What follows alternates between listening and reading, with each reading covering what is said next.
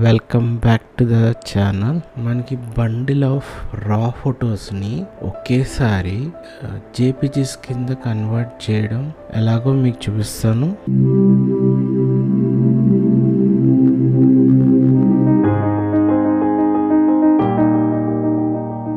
So let's go. Photoshop open చేసుకున్నాక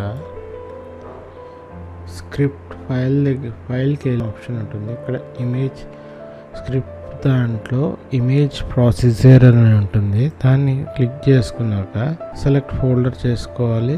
desktop మీద నేను ఆల్రెడీ పెట్టి ఉంచాను. అది ఫోల్డర్ సెలెక్ట్ చేసుకుని ఓకే కొట్టాక మళ్ళీ దానిలోనే సేవ్ అయ్యేటట్టుగా సెలెక్ట్ చేసుకుని ఓకే కొట్టి రన్ కొడదాం. సో అవుతుంది చూడండి.